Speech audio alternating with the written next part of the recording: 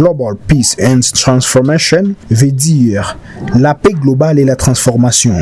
Alors, à l'occasion de la Journée mondiale de l'environnement, l'organisation a sensibilisé plus de 300 élèves de l'école Groska aux bonnes pratiques de gestion de déchets plastiques, montrant l'urgence d'agir contre la pollution qui menace les milieux de Bukavu. Ces membres ont animé une série d'interventions pédagogiques devant les élèves, rappelant les conséquences sanitaires et environnementales d'une mauvaise gestion des emballages et des déchets plastiques. Nous avons organisé cette activité à l'école Groska et l'objectif, nous poursuivons plusieurs objectifs, plusieurs fois, mais le principal était d'encourager les jeunes d'être des acteurs de changement dans leur communauté, aussi d'encourager les élèves à bien faire la gestion des déchets plastiques pour éviter la pollution de l'environnement. En préservant la nature, on préserve la paix, principalement par la gestion des déchets qui favorisera une bonne vie, qui favorisera une bonne respiration ou une bonne air pour respirer. Ainsi on pourra avoir la paix parce qu'on n'aura pas à se battre encore avec la nature, on aura la paix avec la nature.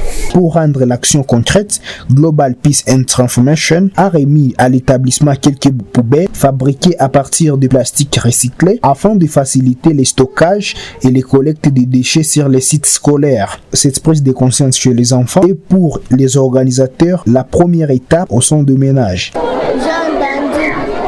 On achète des jus, quand on finit à boire des jus là-bas, on ne jette pas les saletés dans la cour. On les met dans le poche qui est sur notre mallette. Et puis quand on arrive à la maison, on le jette dans les poubelles. Pour Oscar Nyakasane, le coordinateur provincial basé à Bukavu, la collecte à la marche ne suffit pas. Ce terme est revenu parce qu'il n'y a pas eu de solution. Je nous dis tantôt que nous sommes ici chez nous de plus, nous sommes des activistes de vue, mais pas des activistes de fond.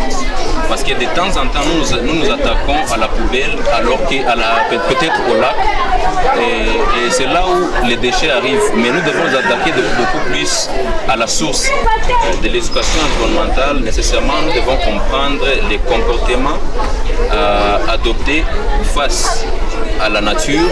Quand la nature nous impose quelque chose, quels sont les comportements que nous devons adopter, mais aussi les bons principes à se fixer quant à la bonne gestion des déchets, quant à la bonne gestion, que ce soit sur le plan déchets, que ce soit sur le plan arbres. Global Peace and Transformation réaffirme son engagement à outiller les jeunes avec des connaissances pratiques pour réduire la pollution plastique.